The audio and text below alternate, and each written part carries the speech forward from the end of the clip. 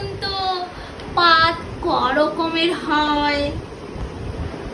ভাবতে বসেছেন তাই তো? ভাবতে হবে না, আমি বলছি পাত বিভিন্ন রকমের হয়, কিন্তু আমি এখানে 5 রকম পাত দেখাবো। তো চলুন দেখা যাক 5 রকম পাত কেমন হয়।